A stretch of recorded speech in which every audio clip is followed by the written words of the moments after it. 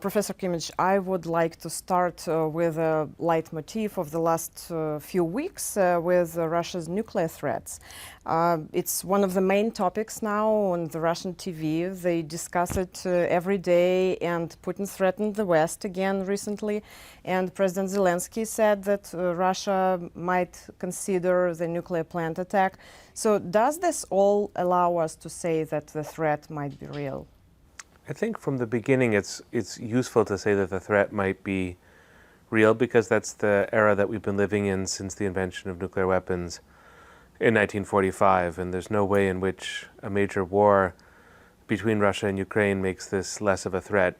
By definition, it's something that one should worry about more because of the war. But I think there are two things to add to that situation. I think one is a kind of rational argument, which may or may not be the calculus in the Kremlin, but the rational argument is that it's doubtful that using nuclear weapons, including a tactical nuclear weapon, in Ukraine would be of great military value to Russia. It would shock the world, it would have an enormous psychological effect on everybody, including on people in Russia, but it wouldn't necessarily bring the Russian military closer to victory, or it wouldn't bring the Kremlin closer to realizing its political objectives in Ukraine. And at the same time, it would be potentially very costly for Russia in terms of its relationship to China and to other countries that now are sort of neutral or keeping back when it comes to the war, but might change their position if Russia were to use nuclear weapons. So that's the rational argument, and I think it's the decisive one. I think it's what we should probably believe. But the second point is that one does have to acknowledge that since the Cold War,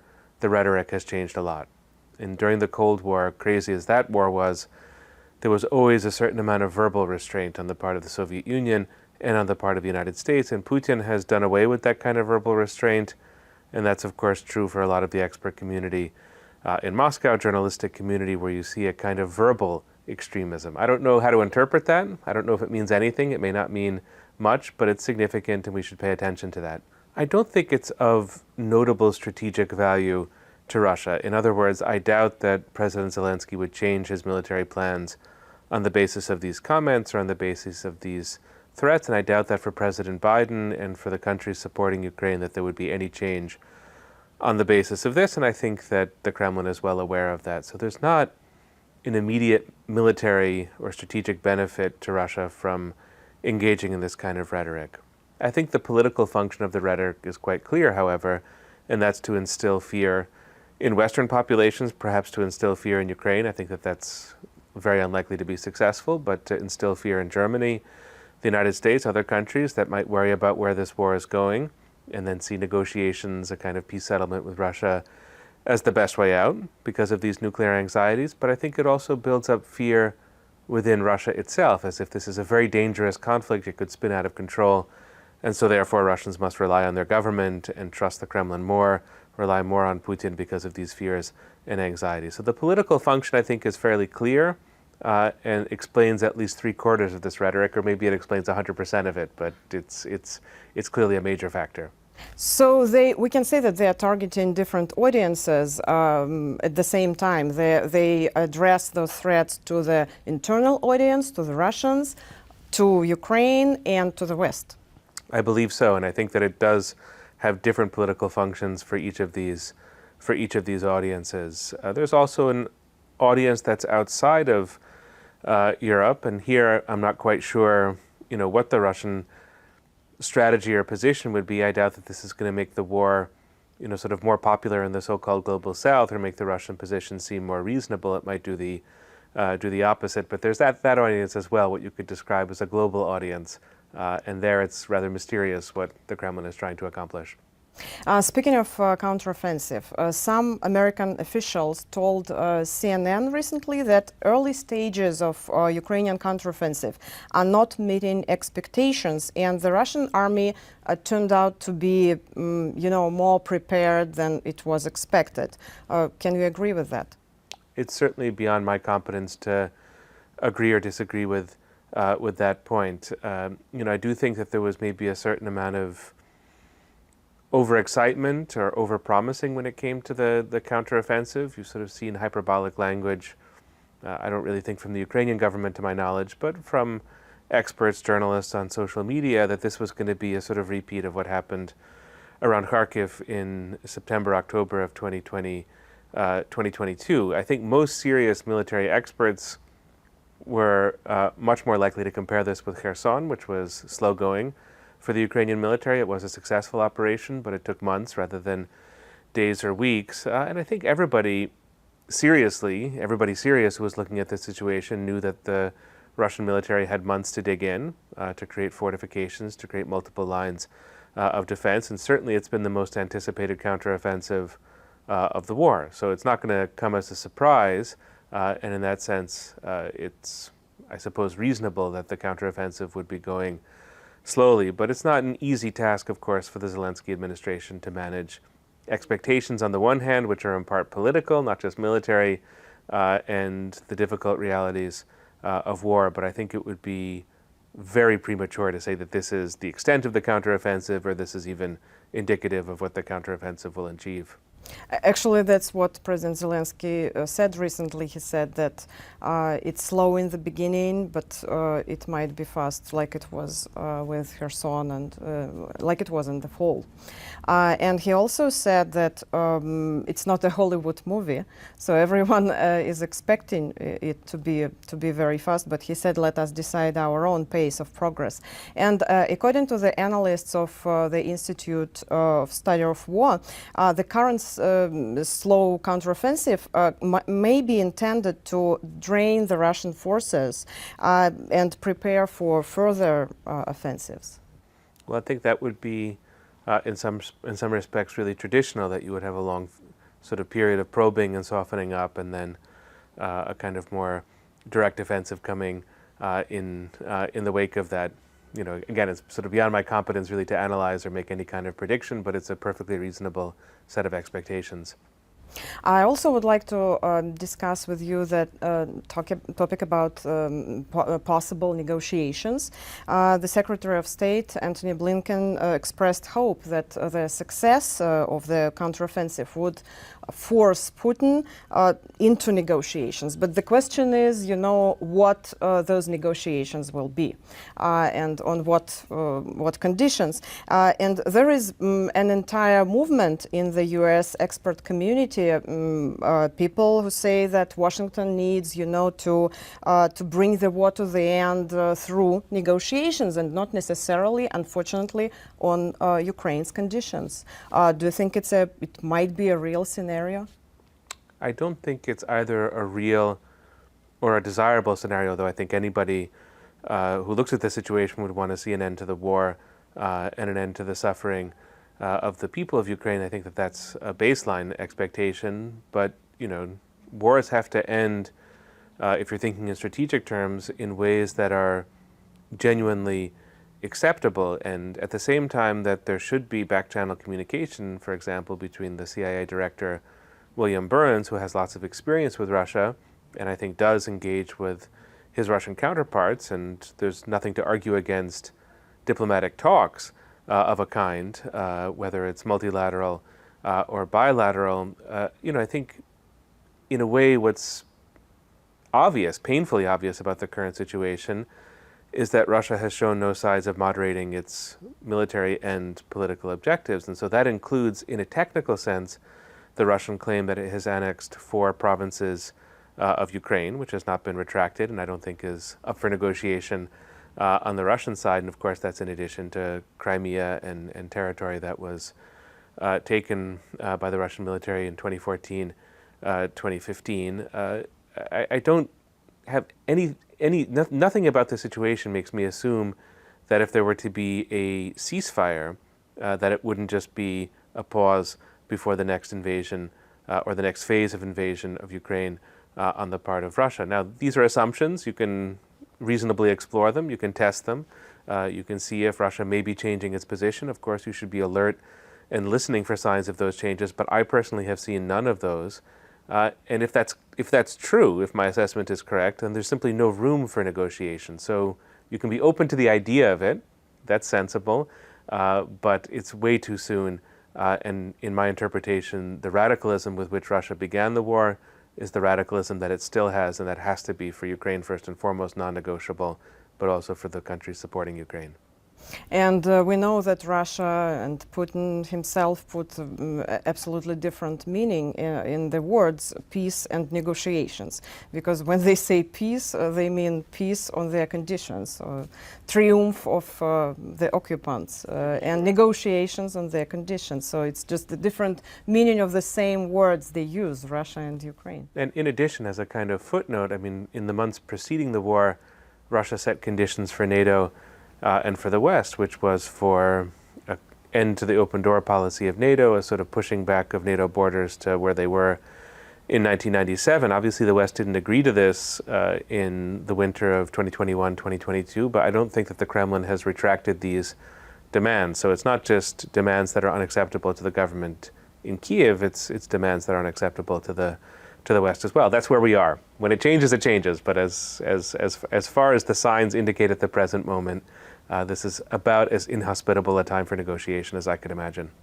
What does Ukraine need right now to defeat Russia, not through negotiations, but militarily on the battlefield? Well, this takes me a bit to the edge of my expertise. I'm certainly not an expert on weapon systems and the details of what Ukraine needs, but I'll put the point in a more political manner than in a military manner.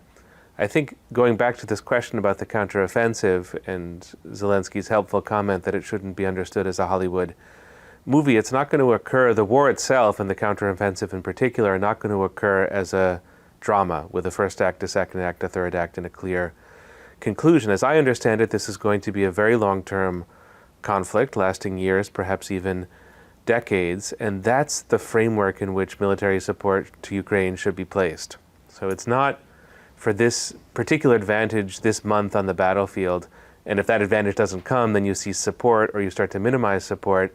It's a long continuum of support that looks to the security of the country as it can best be managed, whether that's air defensives in the city of Kiev or other major Ukrainian cities, whether it's the defense of the border with Belarus or the long border that Ukraine has with Russia, whether it's pushing the perimeter of Russian-occupied territory as far as you can to the east or to the south. I think it entails all of those things.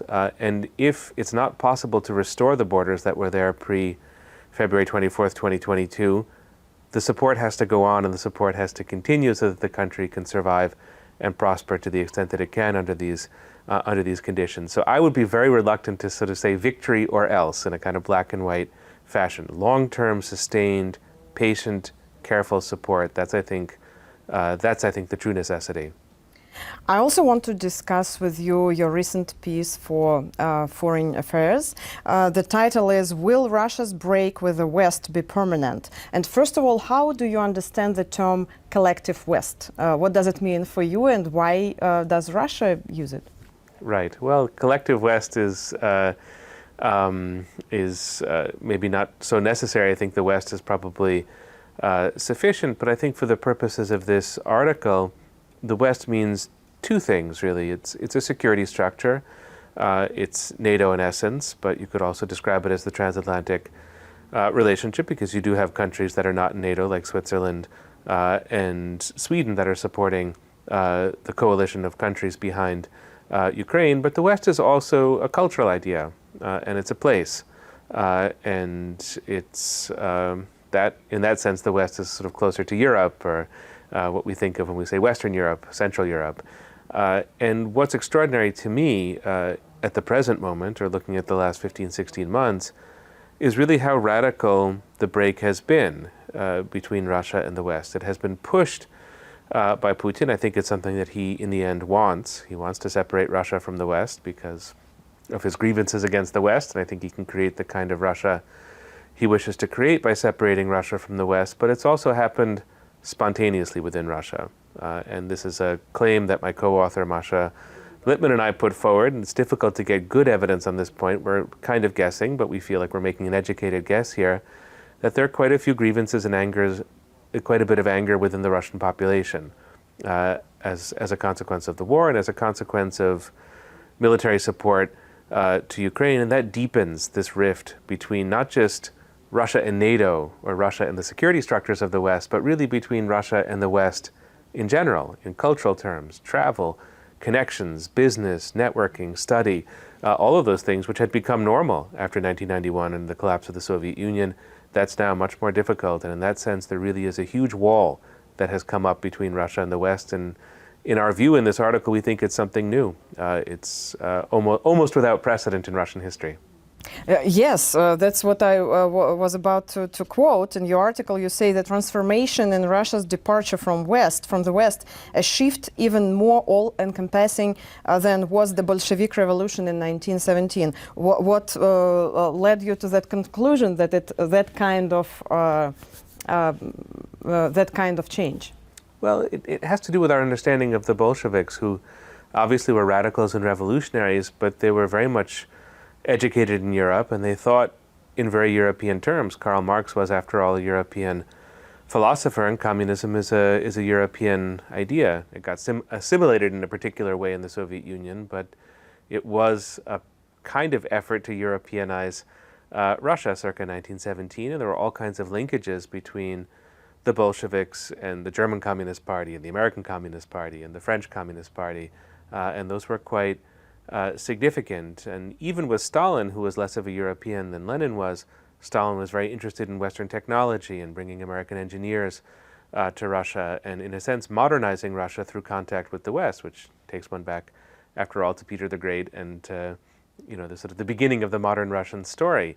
I don't think that Putin is uninterested in Western technology, although it's now cut off from Russia by Western sanctions, but he is breaking in our view, in a much more radical way with the ideas, the culture, the life of the West than the Bolsheviks wished to do. That may be a bit of an exaggeration. Maybe the Bolsheviks were as much of a break or more of a break than Putin's war on Ukraine will bring to Russia. It's possible. It's sort of all up for grabs at the moment, but there's something extremely radical about what's happening in Russia, and that's why we make this point about the history of 1917 perhaps being not quite the break that this moment is. You said modernization, and I immediately remembered that modernization was one of the favorite words of Dmitry Medvedev, and now we know where he is. Yes, no, that's important to remember. And you had the Skolkovo project, and you had in 2010 Medvedev's visit to Silicon Valley, where he sent his first tweet in the Twitter headquarters in Silicon Valley, and that was a very clear gesture on Medvedev's part to say that Russia is open to the West and wishes to bring elements of the West to Russia to build these kinds of bridges. Maybe it was not honest on Medvedev's part, maybe he was faking some of that, but still, it's just dramatic how far Russia has traveled in those years from 2010 to the summer of 2023. 13 years, but an enormous distance traveled. In your article, you mentioned that the West actually had never radically severed the ties with Russia, not after Putin's war against Georgia in 2008, not after the annexation of Crimea, not after the invasion of Donbass, and so on, not after meddling in the U.S. elections in 2016. Do you think that the West realizes now that it was a mistake? Because it's a widespread common view now that it was the West actually who raised that monster, Putin. I think this might give a bit too much power to the West, and I don't know if the West had cut itself off from Russia in 2014, 2018, 2020, I don't know if that would have had much of a dramatic effect on Putin's calculus or the kind of creation of the Putin regime. So I think that might be giving the West too much power, too much influence in this whole story. And in some ways you can kind of look back. Obviously there was a lot of naivete before 2022, but you can kind of look back on it and to a degree understand it. The German naivete had a lot to do with trade and commerce and economics, that you can kind of anchor Russia in Europe through trade and commerce, and that didn't work out, but it was an interesting hope. And the U.S. hope was a little bit different. I think the U.S. hope is that democracy was somehow going to break out, whether it would be through Medvedev or through some other vehicle. You think back to the summer of 2020, there were lots of expectations that Belarus would become a kind of democracy, sort of follow the path of Ukraine in 2014. That, in the end, turned out to be naive as well, but I have a certain degree of understanding for why these hopes were maintained in this period, and I don't think that we would have been better off had the West broken itself off from Russia in those years. It might have just accelerated some of these processes in Russia. So whatever the solution was in the past, whatever the solution that was missed to the problem, I don't think it was in contact with Russia. It had more to do with policy and perhaps with support for Ukraine. That's where the West made greater mistakes before 2022. You mentioned a lot of political figures from Russian and Soviet history, such as Peter the Great and Stalin. We just talked about Stalin. And, Putin likes to compare himself to different historical figures, political figures, Peter the Great in particular.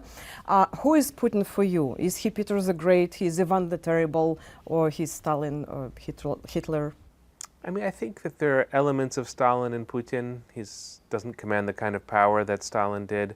Russia is repressive, but it's not as repressive as it was certainly in the late 1930s. I don't think that Putin has quite the geopolitical talent that Stalin did, but there are elements of that there in Putin. And I think some of the more conservative czars, Nicholas II, maybe Nicholas I, you can sort of see some elements of that, especially in the way that Putin relates to Ukraine. You could really find some analogies there with Nicholas II, who tried to Russify Ukraine in the 1890s at the turn of the century along religious and conservative lines, and there's a bit of that in Putin as well. But you might almost argue for Putin as somebody original and unique in Russian history, in my opinion, in very negative ways. And this is one of the arguments that Masha Lippman and I tried to develop in this article, that Russia's best moments have often come in creative contact with Europe and the West, and that's what Putin is making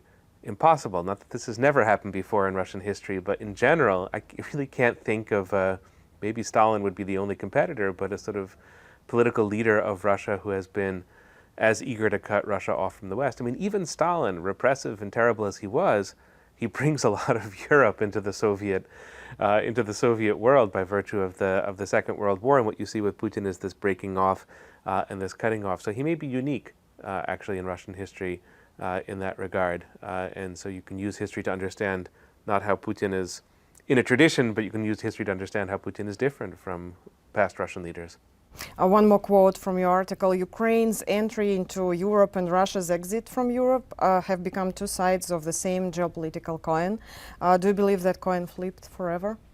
I don't think anything is forever, especially in this part of the world. If you look at the last 300 years, in terms of Poland, Lithuania, Sweden, Russia, Ukraine, what you see is an enormous amount of back and forth, and I don't think that that's going to stop in 2023. So I think the configurations will continue to shift, but the most important story of the war is the incorporation of Ukraine into the West, however we understand it, whether we understand it as a culture or as a set of security structures. Whether or not Ukraine joins NATO, it's not unimportant. It's very important to NATO and to Ukraine, but in some respects the commitment is already there in the scale of military assistance that's being offered to Ukraine, the degree of cooperation that you now see. Intelligence sharing, information sharing between the US government and the Ukrainian government. Even without a NATO bond between the two governments, you're seeing very, very high degrees of sharing and coordination. And you also see a strong desire on the part of the people of Ukraine, which wasn't there always in the 1990s and sort of until the Maidan, but you see a very strong commitment on the part of the people of Ukraine to be a part of the European story and also to be a part of the West. So I think that this is really unambiguous, and I think that this is going to be a shift, a kind of reality of European and Western and Ukrainian life for decades and probably generations to come. I wouldn't be quite as categorical on the Russian side. I think that there are ways in which Putinism could fail. I'm not predicting that. I'm not expecting it this year, this sort of moment. But there are ways in which Putinism could fail that could really change the Russian story. Again, I would not be very detailed in these predictions, but I'll go back to an earlier point. Putin's project is very radical. It's very radical by the standards of Soviet and Russian history. That may mean that it will determine the next 50 years of Russian history, or it may mean that it will fail and sort of collapse on its own terms. So, I think that the situation in Ukraine is quite clear in terms of what the future will bring. With Russia, it's a lot less so. And maybe that's cause for a small degree of optimism in all of the horror of the last 16 months. The last question. I know you give public lectures in Washington, D.C., and they're very popular.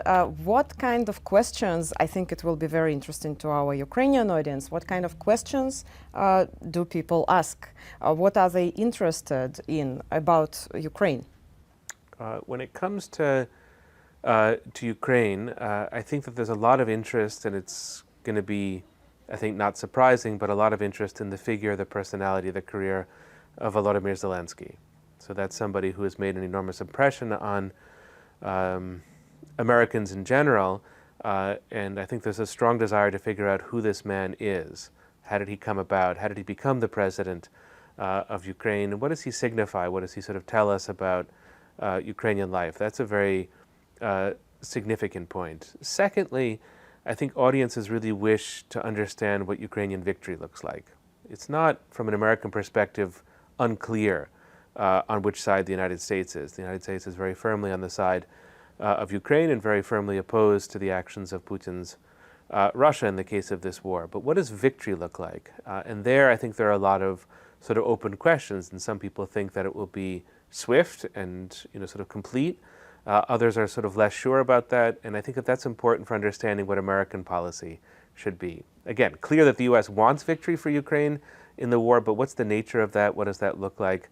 I think that that's something that's often asked about and discussed. And then finally, the nature of resilience in Ukraine, I think, has also made quite a great impression on Washington, D.C. audiences, on American audiences. Does that come from Ukraine's democracy? That's a kind of natural American question. Are there historical, cultural factors that explain Ukraine's resilience in the course of the war? That's something that's made Americans very curious. So it's Zelensky, victory, resilience. I would say that those are the three areas that have been most interesting, in my experience, when it comes to American or to Washington, D.C. audiences.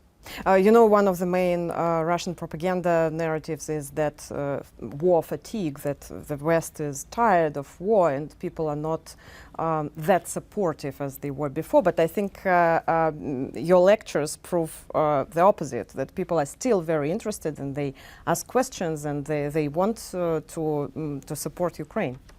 I think that's the case. I think the war has made a great impression. There are quite a few Americans who have family heritage, a lot in Poland, but of course many in Ukraine, Baltic republics, also Russia, Romania, sort of former Yugoslavia, Hungary. The region is sort of familiar to that degree, but in general, I think before the war, Americans knew very little about Ukraine. I'm not sure many of them could find Ukraine on the map, and now that's not an open question anymore. Ukraine is on the map, and it's in the consciousness of Americans.